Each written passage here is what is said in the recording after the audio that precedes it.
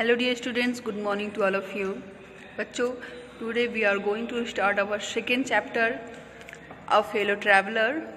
आइए अब इसका मीनिंग के बारे में जानते हैं। फेलो ट्रैवलर मतलब होता क्या है? ठीक है, फेलो मतलब होता है साथी। फेलो मतलब क्या होता है? साथी। ट्रैवलर मतलब होता है यात्री। तो एक सहयात्री के बारे में इस लेसन बहुत इंटरेस्टिंग है। ठीक है, एक मच्छर की कहानी है। तो देखते हैं। अ फेलो ट्रैवलर, एक सहयात्री। राइटर जो है A.G. गार्डिनर हैं। ये एक ट्रेन में यात्रा कर रहे हैं और इनके साथ एक मच्छर भी यात्रा कर रहा है जो इन्हें परेशान भी कर रहा है। उसी के बारे में कहानी है, मच्छर के बारे में। ठीक है, इस लेसन को, इस चैप्टर को पढ़ने से पहले आइए हम थोड़ा बहुत राइटर के बारे में जान रहे हैं। अबाउट द ऑथर में देखिए, इनके बारे में जान ले रहे हैं। क्या है? A.G. गार्डिनर अ डिस्टिंग्विश्ड मतलब प्रतिष्ठित जर्नलिस्ट मतलब पत्रकार थे। पत्रकार एंड एन एमिनेंट मतलब प्रसिद्ध एसे राइटर। एक प्रतिष्ठित पत्रकार और एक प्रसिद्ध एसे राइटर हैं। ये इनका जन्म 1865 ईस्वी में हुआ था। कितने सन में? 1865 ईस्वी में इनका जन्म हुआ था। एज अ जर्नलिस्ट, पत्रकार के रूप में ही वर्कड एंड एडिटेड, उन्होंने काम किया एंड एडिटिंग किया। किसका? द डेली न्यूज़, एक न्यूज़पेपर है जिसका इन्होंने एडिटिंग और उसमें काम किया पत्रकार के रूप में। फॉर 70 ईयर्स इन लंदन, 17 वर्षों तक इन्होंने द डेली न्यूज़ में काम किया। He wrote several volumes of essay under the pen name. देखिए, उन्होंने कई वॉल्यूम मतलब संग्रह ऑफ एसे, उन्होंने कई निबंधों का संग्रह लिखा। अंडर द पेन नेम मतलब होता है उपनाम कह सकते हैं, ऐसा नाम जो जैसे राइटर अपना स्वयं का नाम नहीं लिखते थे किसी निबंध के लिए। वहाँ पे राइटर के नाम पे अपना नाम लिखते थे अल्फा ऑफ द प्लग। तो उनका नाम उपनाम कह सकते हैं अल्फा ऑफ द प्लग नाम से। ये कई ऐसे इन्होंने लिखा। हिज प्रोमिनेंट, उनके प्रसिद्ध वर्क हैं priest and kings, fable on the shore and leaves in the wind. He died in 1946 but he will be remembered for ever. वे 1946 में मर गए लेकिन वे हमेशा याद किए जाएंगे। थ्रू हिज यूनिक राइटिंग, उनके अद्वितीय लेखों के द्वारा वे हमेशा याद किए जाएंगे। आइए थोड़ा सा लेसन के बारे में जान ले रहे हैं। The lesson of fellow traveller, ये जो लेसन है fellow traveller has been selected, लिया गया है। कहाँ से लिया गया है? From the leaves in the winds, इस ग्रंथ से लिया गया है। लीव्स इन द विंड्स नामक पुस्तक से लिया गया है। It is a fine specimen मतलब नमूना ऑफ द पर्सनल एसे, यह एक पर्सनल एसे का बहुत ही अच्छा नमूना है। The author here describe how he develop a feeling of affection, कि वो अब कैसे एक प्रेम की भावना को डेवलप कर रहे हैं, विकसित कर रहे हैं। फॉर अ मस्कीटो, एक मच्छर के लिए, मतलब एक मच्छर के लिए कैसे प्रेम की भावना को विकसित कर रहे हैं। तो सोचिए, एक मच्छर के लिए प्रेम की भावना इनके मन में जाग रही है। And regarding him as a fellow traveller, और उसे एक फेलो ट्रैवलर, उसे एक सहयात्री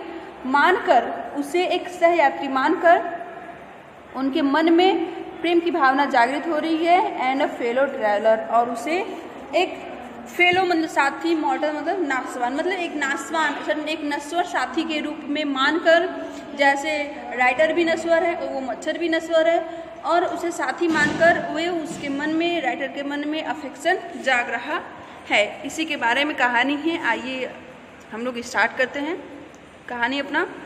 अब राइटर कह रहे हैं, आई do not know which of अस, मैं नहीं जानता हूँ। आई डू नॉट नो, मैं नहीं जानता हूँ। विच ऑफ अस, हम में से कौन। 1 minute. I do not know, मैं नहीं जानता हूँ। विच ऑफ अस, हम में से कौन। ये मच्छर के बारे में बात कर रहे हैं राइटर, ध्यान से समझेंगे। आई डू नॉट नो, मैं नहीं जानता हूँ। विच ऑफ अस, हम में से कौन। Got in to the carriage मतलब था रेल का डिब्बा। तो कह रहे राइटर कि मैं नहीं जानता हूँ कि हम में से कौन रेल के डिब्बे में पहले चढ़ा। इंडीड, वास्तव में। आई डिड नॉट, अब देखिए यहाँ पे डू नॉट था लेकिन यहाँ पे डिड नॉट है, जान लेंगे। मैं नहीं जान पाया, आई डिड नॉट नो, मैं नहीं जान पाया। He was in the carriage, he was in the carriage at all for some time. वास्तव में मैं नहीं जान पाया कि वो रेल के डिब्बे में कुछ समय से है, मतलब वो पहले से ही रेल के डिब्बे में है, ये राइटर जान नहीं पाए। I do not know which of us got in to the carriage first, writer कह रहे हैं मैं नहीं जानता हूँ कि हम में से पहले कौन चढ़ा ट्रेन में, रेल के डिब्बे में। वास्तव में मैं नहीं जान पाया कि वो कुछ समय से रेल के डिब्बे में है। और जिस रेल से वो जा रहे थे राइटर, तो it was the last train from London to Midland, London से मिडलैंड टाउन, लंदन से मिडलैंड टाउन जाने वाली ये अंतिम ट्रेन थी। कहाँ से? लंदन से मिडलैंड जाने वाली ये अंतिम ट्रेन थी। और ट्रेन की विशेषता बतला रहे, ट्रेन कैसी थी? ट्रेन थी स्टॉपिंग ट्रेन, एक रुक रुक के चलने वाली ट्रेन। ट्रेन कैसी थी? स्टॉपिंग ट्रेन, रुक रुक के चलने वाली। एंड इनफाइनाइटली मतलब अनंत, बहुत अत्यधिक, लेजरली मतलब आराम करने वाली था, आलसी ट्रेन थी। एक बहुत ही आलसी ट्रेन थी, रुक रुक के चलती थी, आलसी ट्रेन थी।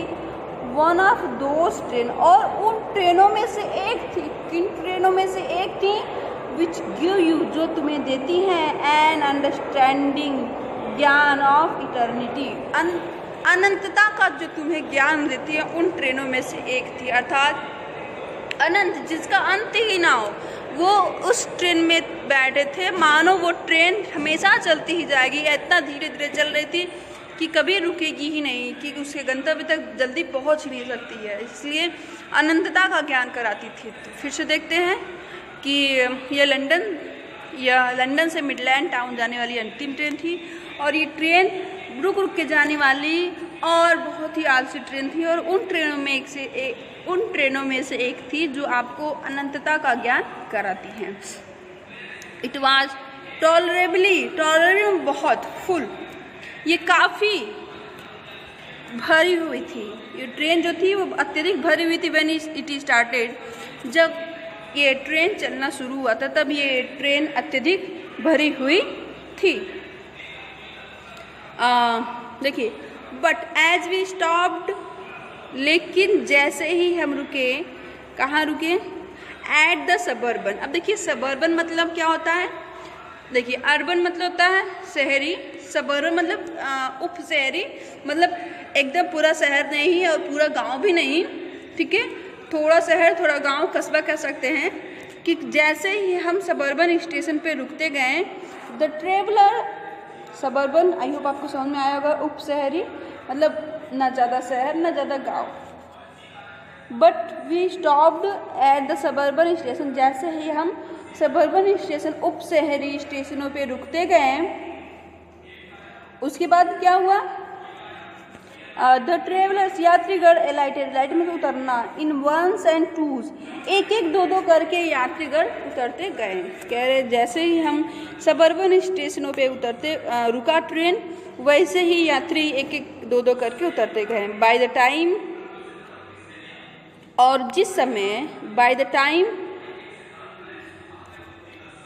समय we had left the outer ring मतलब बाहरी सीमा ऑफ लंदन बिहाइंड, जिस समय मैंने लंदन की जो बाहरी सीमा थी, बाहरी बाउंड्री थी, उसको हमने जब पीछे छोड़ा था, जब हमने लंदन की सीमा को पार कर लिया, तब उसके बाद क्या हुआ? आई वॉज एलोन, उस रेल के डिब्बे में मैं अकेला था। और रेदर, या तो मैं ऐसा सोच रहा था कि मैं अकेला था, क्योंकि ट्रेन में पहले से एक मच्छर मौजूद था। ठीक है, आइए इसको फिर से रिवाइज कर ले रहे हैं। राइटर कह रहे हैं A G Gardiner, I do not know, मैं नहीं जानता था कि हम में से पहले कौन ट्रेन के डिब्बे में पहले चढ़ा। वास्तव में मैं नहीं जान पाया कि वह पहले से ही रेल के डिब्बे में है या कुछ समय से ही रेल के डिब्बे में है।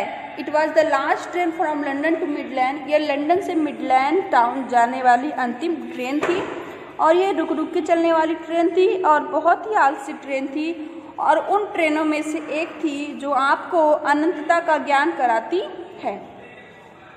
ये काफ़ी भरी हुई थी जब ये चलना शुरू हुई थी, ये ट्रेन जब चलना शुरू हुई थी तो बहुत ही भरी हुई थी, लेकिन जैसे ही रुकी कहाँ पर? सबर्बन स्टेशनों पर, उपशहरी उपनगरीय स्टेशनों पर रुकी तो यात्रीगण एक एक दो दो करके उतरते गए। और जिस समय हमने लंदन की बाहरी सीमा को वापस पीछे छोड़ दिया था, तब हम लंदन से बाहर आ गए, तब मैं अकेला था। तब मैं क्या हो गया, उस रेल के डिब्बे में अकेला था, या तो शायद मैं ये सोच रहा था कि मैं अकेला था। वीडियो काफ़ी बड़ा हो जाएगा, अगला पैरा हम अगले वीडियो में देखेंगे। अगर एक बार में नहीं समझ में आया तो एक दो बार देखेंगे, वीडियो ज़रूर समझ में आ जाएगा। Thank you.